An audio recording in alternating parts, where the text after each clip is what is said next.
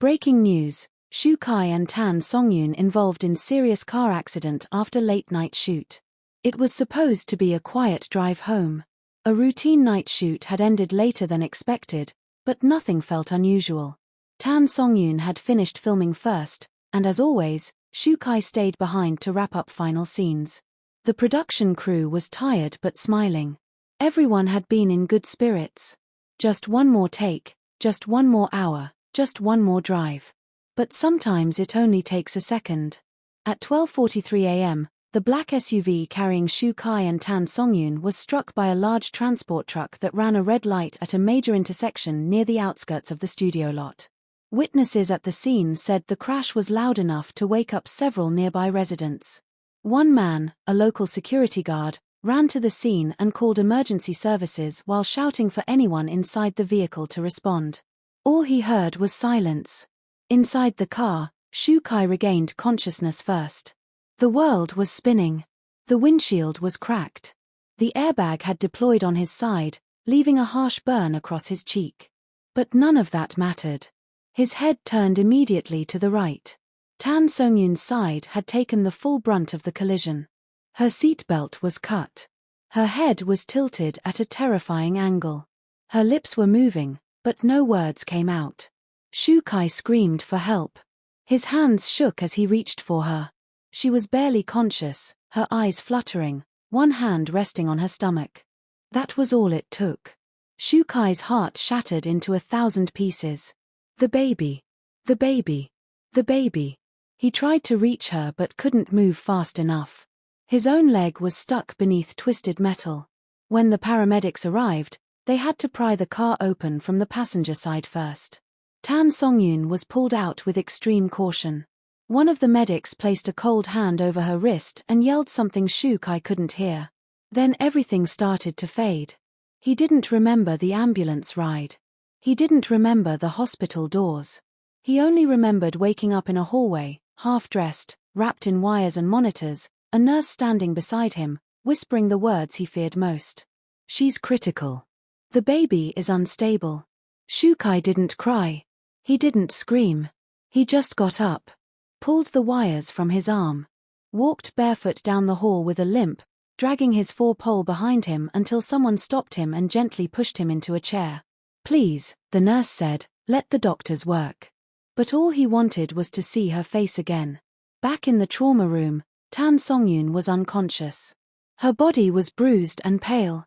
The machines around her blinked and beeped like a language only the doctors could read. One monitor tracked the baby's heartbeat, but the line was erratic, unpredictable. The obstetrician on call was immediately summoned. Every second counted. They stabilized her long enough to get clear scans. The baby's heart was still beating, but the rhythm was uneven. There were signs of distress. The word premature was mentioned in whispers. The possibility of emergency delivery loomed, heavy and terrifying. Outside, Shu Kai sat motionless. A security guard had been stationed near the hallway to prevent media access. Already, reporters had begun calling the hospital line. Rumors were spreading online. Fans were tweeting prayers. But inside the private ward, there was no internet, no phones, no noise. Only silence, and Shu Kai's voice whispering her name like a prayer. At 4:11 a.m., a doctor finally approached him. Shu Kai stood up before the man even spoke. "She's stable for now," he said. "The baby is responding better than expected. But she's not out of danger. The next 24 hours are critical." "Can I see her?" Shu Kai asked, his voice barely holding steady. "Yes, but she's sedated. She won't wake for a while." He entered the room like it was sacred ground. The lights were dim. The air cold. He walked to her side and took her hand. It was warm. That alone gave him hope.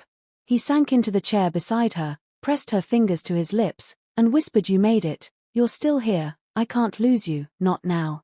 He stayed there for hours, talking to her, reminding her of the names they had picked, of the villa they had almost finished decorating, of the night she laughed so hard at his cooking that she nearly fell off the couch. He told her everything he could remember, like a man who feared every word might be his last. Sometime around dawn, Her eyes opened. Just for a moment. Just long enough to see him. She didn't speak. She just stared. Her lips trembled. Her eyes filled with tears. And then she mouthed the words, "The baby." He nodded, tears sliding down his cheeks. "The baby's okay," he said. "You both are still fighting." Her fingers tightened slightly around his. Then she fell asleep again. By noon, the news had spread everywhere. The headlines were brutal. Photos from the crash scene leaked. Drones hovered outside the hospital. Rumors swirled that Tan Songyun had lost consciousness at the scene. Others said Shu Kai had to be carried out screaming. No one could confirm what was true. And no statement had been released. Their team stayed silent. For once, there were no PR strategies. No branding moves. No press releases. There was only survival. Shu Kai refused to leave her side. He had a bandage over his forehead now. His hands were scratched. One arm bruised from the seatbelt. But he didn't care. He had meals delivered to the room and barely touched them. Nurses begged him to rest, but he wouldn't sleep. One evening nurse found him whispering softly to the bump beneath her hospital gown. He was telling a story. A fairy tale. About a child born strong, born brave, born to parents who had already lived through fire and refused to break. The baby moved slightly. The monitor beeped once, steady and clear. And for the first time, Shu Kai smiled. But not everyone outside the hospital was so forgiving. Critics began asking why they were out so late. Why they didn't have a more secure transport arrangement. Some questioned if they had ignored safety guidelines. One blog even suggested the shoot had run longer because of Tan Songyun's emotional state. Shu Kai's team blocked the article before it spread. But he saw it. And he snapped. He made one phone call. To one executive. And simply said, "I swear, if you let them touch her again, I'll burn every deal I have." No one leaked anything after that. The hospital room remained silent as dusk painted the sky with shades of grey and gold, the kind of sky that felt like it was holding its breath, waiting for something to happen, something to change, something to break or to heal. Shu Kai stood by the window, his hand resting on the cold glass, his eyes searching the horizon like answers could be found in clouds. Behind him, Tan Songyun lay still, her hands gently resting over her stomach, her eyes flickering between sleep and the fragile threads of consciousness, her body healing slowly but her mind still swimming in fear. He had not left the hospital in 3 days. Every time a nurse offered to wheel in a recliner, he declined. Every time a doctor told him to go home and rest, he nodded politely and stayed right where he was. The truth was, he didn't know what day it was anymore. Time had become a blur between beeping machines and soft breathing and the rise and fall of monitors that decided the fate of their family. She turned slightly and whispered his name, not loudly, not fearfully, but like a memory that had just returned. Shu Kai was by her side in seconds, kneeling down, brushing a loose strand of hair from her cheek. "I'm here," he said, "and I'm not going anywhere." Her eyes welled up. "You look so tired," she said. He laughed softly and kissed her hand. "I'll sleep when you're both safe." Doctors had come in earlier to update them. The baby's progress was better than expected. The heartbeat, while still occasionally irregular, was stronger, more consistent. There were no signs of internal trauma that required emergency action, but they weren't in the clear. Any sudden shift, stress, or pain could change everything, and so she was under observation, monitored every hour, tested every 6. The hardest part was the waiting, and the questions. Neither had spoken publicly, their phones remained off, their teams were working overtime to protect their privacy, blocking media, removing drone footage, shutting down online rumors, but even silence made noise, and outside the hospital walls, speculation grew louder with each passing hour. Rumors said Tan Songyun had lost the baby and was being hidden to avoid public backlash. Others claimed Shu Kai had fought with the studio hours before the crash. There were even lies that he had been drinking on set, that their fight before entering the car had caused the distraction. None of it was true, but truth didn't matter online, only virality did.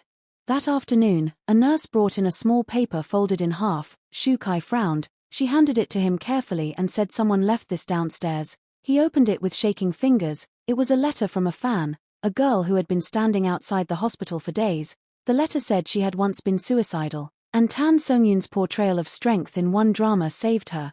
that Shu Kai's interviews about anxiety made her feel normal, that seeing the two of them love each other so publicly gave her hope that love could still exist even when the world tried to destroy it. Shu Kai sat in the corner and cried silently for 10 minutes after reading it. When Tan Songyun woke again, he read the letter to her. She didn't speak, she only held his hand tighter and whispered, "One day, we'll tell our child everything." That night, she had a contraction. It was short, sharp, unexpected. Her body reacted violently for a moment. Nurses rushed in. Shu Kai stood frozen, his heart in his throat. They injected something into her. The monitors spiked and dropped. Her breathing became shallow. For a moment, it felt like the crash was happening all over again. Then slowly, the numbers stabilized, her breath returned, the baby's rhythm smoothed, the danger passed, but not the fear that lingered in every corner of the room like a fog no one could see through. The doctors warned them again, any movement, any stress, any emotion too intense could trigger early labor. Shu Kai didn't need to be told twice. He moved his chair closer to her bedside and didn't stand up for the next 12 hours. They talked in whispers through the night, about the day they met, the first scene they ever shot together, the way she used to call him robot face when he refused to smile. He told her he loved her more now than ever. She told him she was scared, and he didn't tell her not to be. He just said, "I'm scared too, but we're here. We're still here." Outside the room, her mother stayed in a waiting lounge. She had brought a small photo album of Tan Songyun as a child. She showed it to the nurses when they asked what she had been like. She said, "She was always the quiet kind of strong. She breaks inside first, but you never see it. She keeps smiling even when she's falling apart. Please make sure she doesn't have to smile through this." By morning, things were stable again. The doctors smiled more, nurses relaxed. The media frenzy began to fade after a lawyer representing Shu Kai issued a firm cease and desist letter to one tabloid. Their agency remained silent but strong. Friends of the couple sent private messages, none of them were answered, but all were read. Then came the unexpected. A photo leaked, a single blurry image from inside the hospital, showing Shu Kai asleep with his head resting on Tan Songyun's stomach, his hand holding hers. The caption read, "Still fighting, still family." It went viral in less than 10 minutes. People cried, people apologized, people who had doubted their relationship began defending it. Hashtags like "Forgive the Hate" and "Parents Not Idle" started trending. Shu Kai's silence became his loudest statement. He had nothing to prove, his actions had spoken already. On the 5th day in hospital, the baby kicked. For the first time since the accident, Tan Songyun felt it. She gasped. Shu Kai ran to her side. She placed his hand over her stomach, and waited.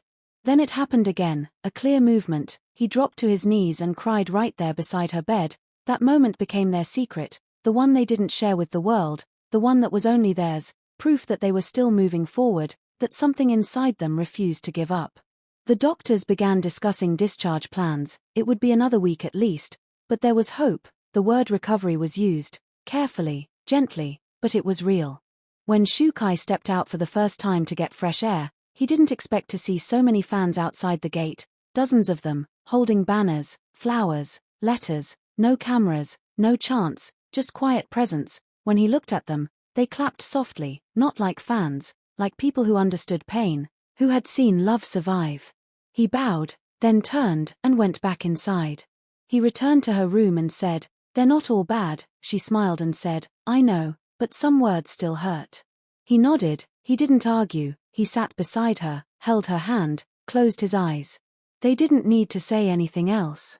They had already survived more than most people ever would. They were still breathing. They were still together. And so was the child growing inside her.